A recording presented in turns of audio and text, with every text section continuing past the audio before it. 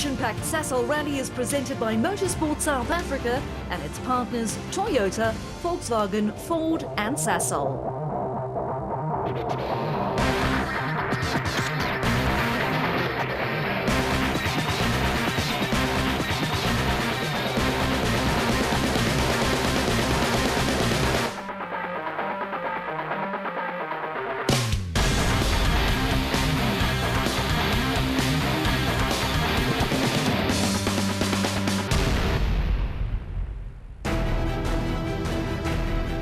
It's the middle of April and time to take on the Sasol.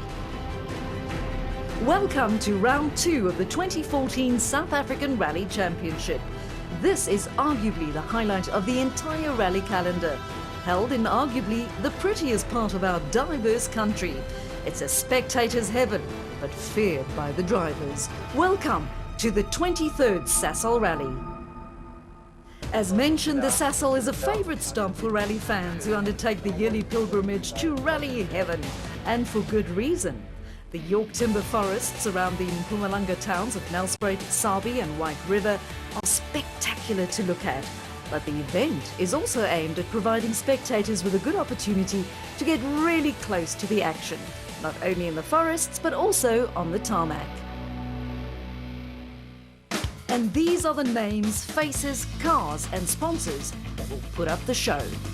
In the one corner, the Castrol Toyota team of Leroy Poulter and new teammate Herman Fecken. And across the service park, the yellow and blue squad of the Volkswagen Sasol racing team, consisting of Dutch driver Hans Weiss and the local talents of youngster Henk Latergan and the popular Gugu Zulu. Toyota enjoyed a perfect start to the season with a 1-2 finish on the opening round, but this is a new challenge. The roads are really nice.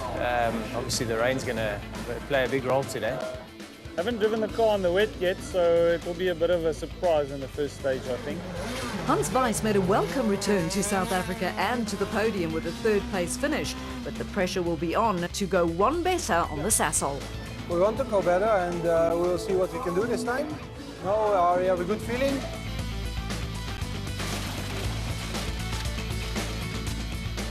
Both Latergan and Zulu will hope for better luck, as they were both forced to retire in Natal.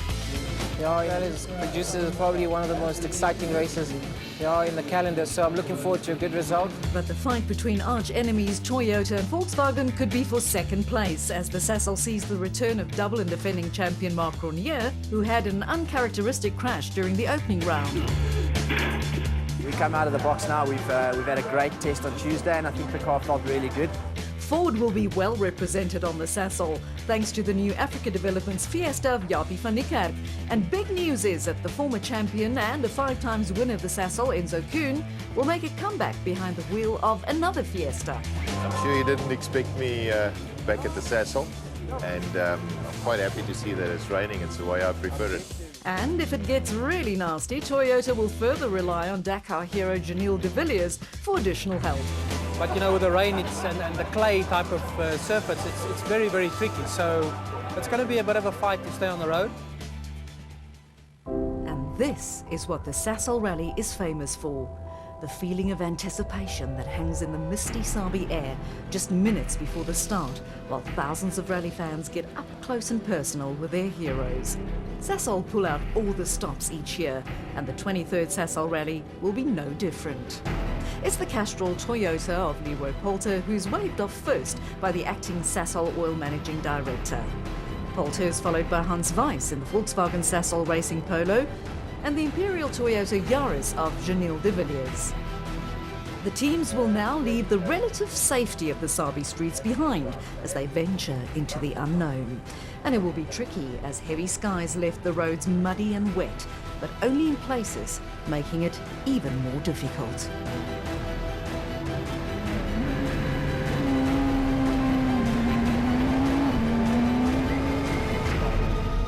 The Castrol Toyota Yaris of championship leaders Leroy Poulter and Alvin Coetzee is the first car to thunder into the York timber plantations just outside of Sabi. And 2 minutes later, the clock counts down to 0, setting off the Volkswagen Sasol Racing Polo of Hans Weiss and Bjorn de Gant in the process. Up ahead, Poulter is clearing the road for those to follow and crosses the flying finish of the 16-kilometer-long Stage 1 in a time of 11 minutes and 27 seconds. Poulter will be the first car on the road all day and ventures into the slippery Stage 2. The Castrol Toyota driver will not know if he is on the pace until the others cross the flying finish. But a time of 18 minutes and 31 seconds on Stage 2 seemed fast, and a time of 15 minutes and 52 seconds over the 24 kilometers of Stage 3 would be the benchmark for later runners to try and break. Hans Weiss should benefit from seeing Poulter's lines, but the Volkswagen Sasol Racing Polo does not sound healthy, and it's confirmed by the Dutchman, who loses nearly 40 seconds. This is the Imperial Toyota Yaris of Dakar hero Janelle de Villiers and co-driver Greg Godrich, who records a time of 11 minutes and 49 seconds on Stage 1, more than half a minute off the pace. The Sasol is a renowned car breaker, and it was about to live up to its reputation. A problem with the differential rendered his Imperial Toyota Yaris to front-wheel drive only, not what you want in these slippery conditions, and certainly not what the former Dakar winner wanted, as he lost more than 3 minutes. It's been more than 5 months since Enzo Keen last drove a rally car in anger, but he is a former double champion for a reason. It was, however, a slow and cautious start for the Cape Townian and co-driver Rikus Fourie, who spent the first 3 stages finding their feet in the new Africa Developments Ford Fiesta. Ergen Vekken and Callan Swan set off in their quest to win the Sasol rally, but the Castrol Toyota driver loses 15 seconds to his teammate on Stage 1 and another 40-odd seconds on Stages 2 and 3. The plan was clearly to stay out of trouble, and so far the plan was working. This is promising youngster Henk Latergan and co-driver Barry White in the second of the Volkswagen Sasol Racing Polos.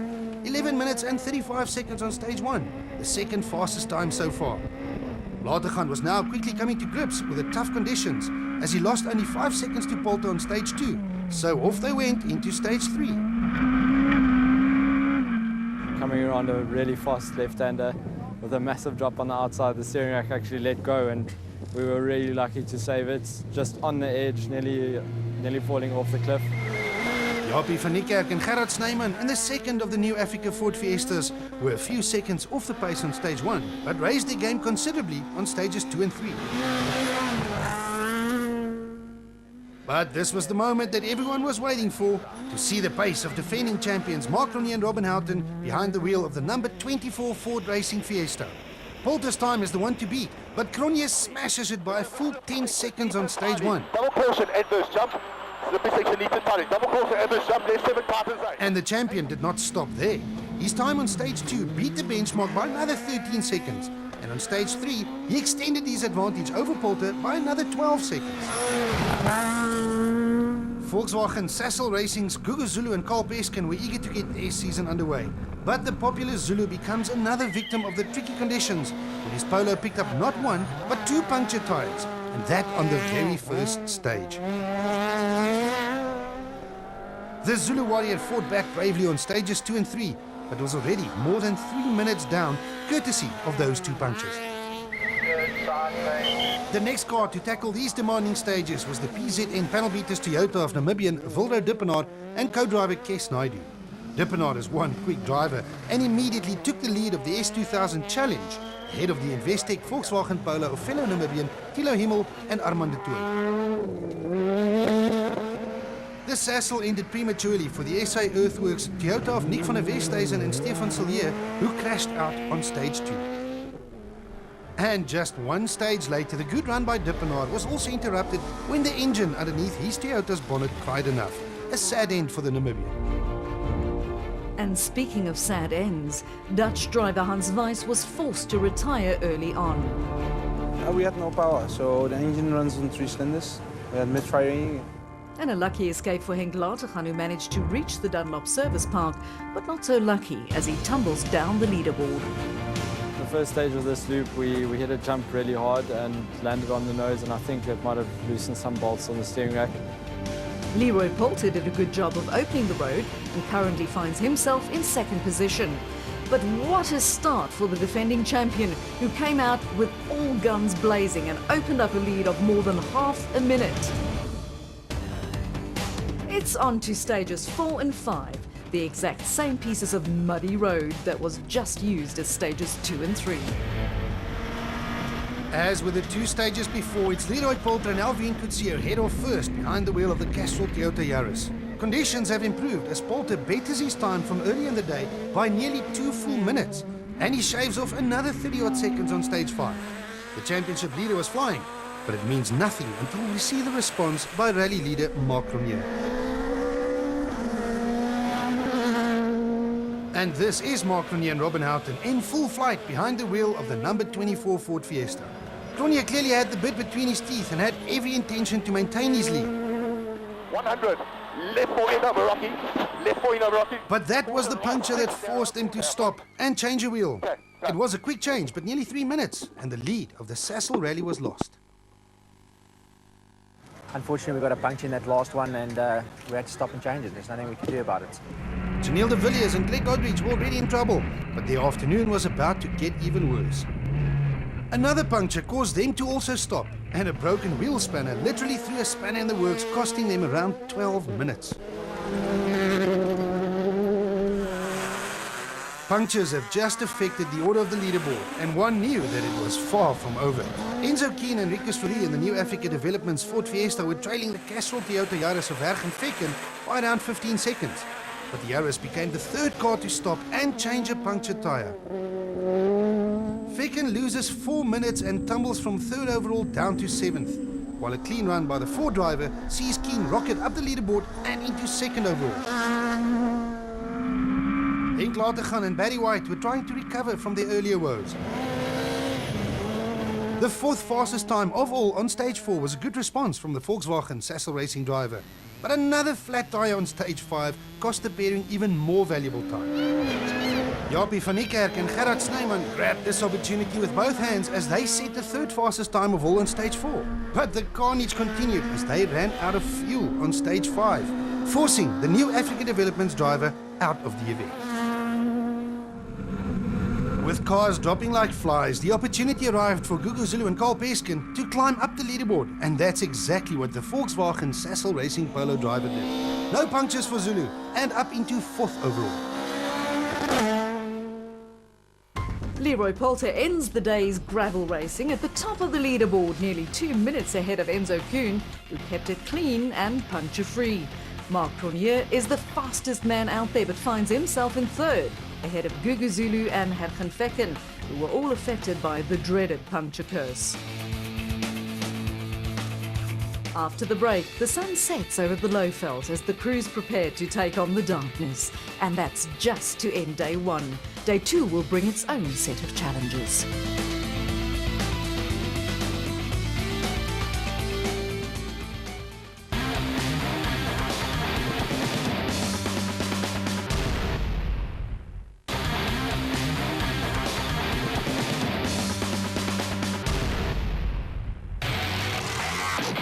We were well over 100 kilometres of rough gravel racing into the fearsome Sasol rally, and it showed with a number of top drivers falling victim to the tough conditions. Gravel road racing for day 1 is a thing of the past, and it's former 6 times winner of the Sasol that occupies 2nd place. As you can see, I've got a smile on my face. I'm really enjoying the rally. But Leroy Poulter is the man in command. The biggest thing is to just keep it neat, and tomorrow we obviously open the road again, so it's going to be a tough one. This is one of the Sasol Rally's main draw cards, the 2 classic stages on the streets of Sabi and White River under complete darkness, with especially fitted spotlights on the rally cars lighting up the faces of thousands of spectators.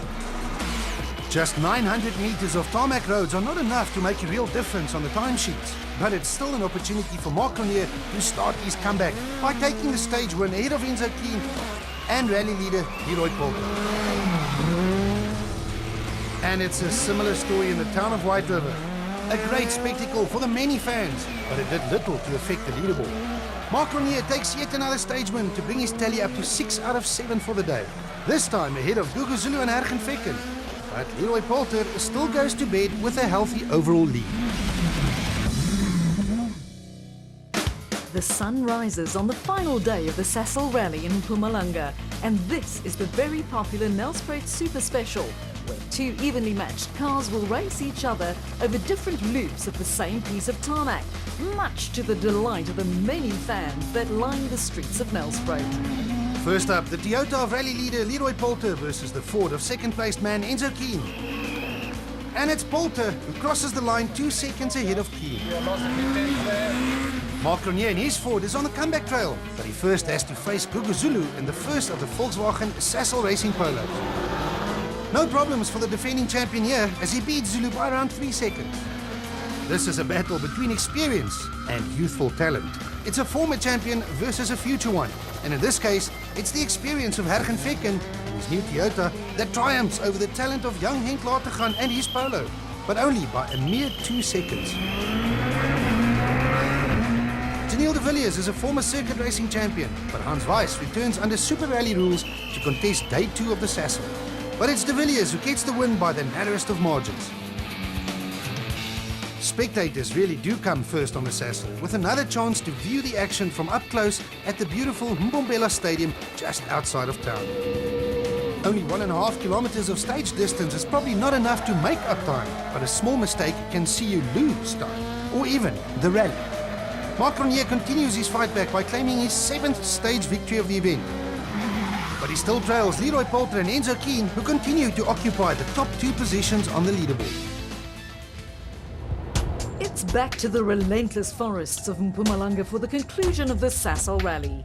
2 gravel stages totaling 40 kilometers near the forest settlements of Spitskop and Hendriksdal are awaiting the remaining crews while the crowds move in to witness the rally action. As rally leaders, it's the duty of Leroy Poulter and Alvin Coetzee to once again open the road, just like they have done on day 1. Poulter is getting good at this now, but with a very comfortable lead at the top, the Sasol Toyota driver had no reason to push and to risk damage to his car, or worse, to fall off the road. Enzo Keen is an old-hand at rallying and must have known that a deficit of nearly 2 minutes is an unrealistic target to try and chase. Keen and co-driver Rikus Fourie also had around 2 minutes in hand over third-placed Mark Ronier, so the new Africa Developments Ford driver used his experience and opted for a safe approach. Mark Ronier was clearly the fastest man out there with 7 stage victories to his credit so far, but was trailing second-placed man Keen by nearly 2 minutes. Perhaps not impossible for the defending champion and his number 24 Ford. But another puncture on stage 10 meant another 3 minutes down the drain, and the mountain became too high to climb, even for the champion. Got a puncture, one of the guys pulled a rock in the road and I just clipped it. Ronier's troubles could have played into Gugu Zulu and Carl Peskin's hands, but the Volkswagen Sasol Racing Polo driver soon had his own problems to worry about, as he was clearly losing speed and driving slowly. For some reason, I think my left arm is so strong, I managed to break the gear lever, so it was stuck in 6th gear. So the carnage continued, and Zulu's problems now turned into a dangling carrot for both the Sasol Toyota of Hergen Vekken and Callan Swan, and Zulu's own Volkswagen Sasol Racing teammates Henk Latergan and Barry White. Vekken was first to capitalize as he took over Zulu's 4th position on stage 10. But problems of his own started to slow him down, handing the position over to the young and determined Latergan, who set the fastest time of all on stage 11. 2 more crews on the move were Hans Weiss and Bjorn de Gant, and Japie van Niekerk and Gerard Snyman. Both the Volkswagen Sasol Racing Polo of Weiss and the new Africa Developments Fiesta of van Niekerk were forced to retire on day 1. Weiss with a misfiring engine, while van Niekerk ran out of fuel. But they were both back on the stages under Super Rally rules and set extremely fast times. 140. Left one over easy jump. The drama all round, but the name of Leroy Poulter still tops the charts with only a few stages to go. Kuhn is still in 2nd with Cronje in 3rd, but the time differences are rather large. Henk Latergan recovers well to climb to 4th, ahead of Vekken, who drops to 5th. After the morning's loop of demanding stages, finally a short rest in the Dunlop service park, and time for the technicians to attend to the much used and abused rally cars. Mark Ronier was on a charge but suffered another blow. Unfortunately, that's rallying, so yeah, we'll just take the good with the bad. Enzo Kuhn was in a comfortable position. I think we've exceeded expectation, our own expectations certainly. And tense moments over at the Toyota camp, who nervously attended to both Fekken's Yaris as well as the machine of rally leader Leroy Poulter. I think Hergen's got a little bit of a problem at the back of his car, so they're just checking mine to make sure that there's not the same issue. And these are the two stages that will determine the outcome of the 23rd Sasol Rally. The same two stages that were used earlier in the day and the same two stages that could cause havoc, like they've already done. What a fantastic drive by young Italian Guy Bottrell and co-driver Simon Vasey-Lyle in their Yato Tools Toyota Etios, who not only finished in 7th overall, but claimed their second consecutive victory in class Super 1600 for front-wheel drive rally machine. At the business end of things, Henk Latergan and Barry White were on course for a 4th place finish with just a few kilometers to go. But it wasn't to be, as the Volkswagen Sasol Racing Polo rolled on the penultimate stage. They got it back on its wheels and dropped down the leaderboard from 4th to 6th. I went too far in and we clipped the bank with the left front wheel and it threw us over. We rolled over once. The rally was nearing its end, but the drama was far from over. Jaapie van Niekerk and Gerard Snyman were right on the pace on day 2, until this happened. Max left 4. Max. A broken shock absorber was the cause of this crash. Dutch driver Hans Weiss and Belgian co-driver Bjorn de Gant had the bit between their teeth on day 2 by winning no less than 3 of the day's 4 gravel stages. But it served as no more than a reminder of what could have been, and a confidence booster for the future. Namibian driver Thilo Himmel and co-driver Armand de Tooy silently crawled their way up the leaderboard to claim a 5th place finish. It was not only a career best result for the young driver in his Investec Volkswagen Polo, but also good enough to claim the victory in the S2000 Challenge. 4th overall for the Volkswagen Sasol Racing Polo of Guga Zulu and Carl Peskin, who overcame a number of obstacles on both days of the demanding Sasol Rally to claim his best result since moving to the top S2000 class. Zulu would have been happy with opening his account as far as championship points were concerned. But what about the points that come with the podium places? Defending champions Mark Renier and Robin Houghton were still in a fighting 3rd place overall, with aspirations to maybe crawl into 2nd. The champion was the quickest driver all weekend, but luck was not on his side, and it was about to get even worse. Unfortunately, we've had a mechanical glitch, so unfortunately, the rally gods have taught us a lesson. A sad end for Cronier, but it played right into the hands of Hergen, Fekken and Callan Swan. The Castrol Toyota technicians did indeed discover a broken subframe on his Yaris during the previous service, reducing his car to front-wheel drive only. But with competitors falling by the wayside, Fekken's determination was enough to bring the car home in 3rd place overall. And what a welcome return to rallying for former champion Enzo Keen. The Cape Townian and co-driver Rikus Fourie must have been smiling inside their helmets while piloting the new Africa Developments Fiesta through the Mpumalanga forests en route to a comfortable 2nd place overall. These last 2 stages were nervous moments for rally leaders Leroy Poulter and Alvin Coetzee, whose Castrol Yaris also had a problem. A small crack on the subframe received a bit of precautionary welding, so Poulter was now most definitely only driving to reach the end in one piece. And with a comfortable gap over 2nd place, that's exactly what Poulter did. Yeah, we had a clean run, very slippery the road, it's like ice at the moment and a lot of rocks on the outside. So the remaining crews were relieved to emerge from the forests between Sabie and Nelspruit, but one short challenge remained before the champagne could be sprayed. The traditional blast through the Nelspruit showgrounds, where Sasol once again pulled out all the stops to put up a show for the many appreciative fans.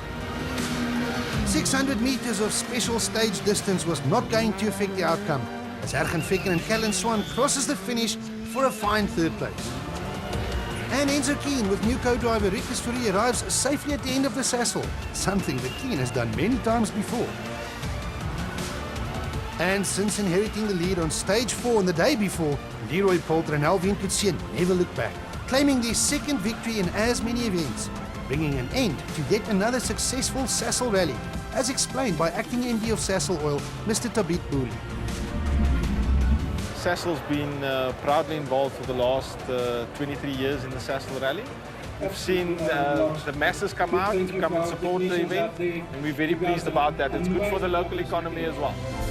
confirmation of Leroy Poulter's victory of 1 minute and 46 seconds over Enzo Kuhn. Hergenfecken gets the points for third ahead of Gugu Zulu and youngster Thilo Himmel. Hergenfecken sprays the champagne from the third step to go with the second place finish on round 1. You had to get to the end on this rally, and that was the team carried us. It was a good job.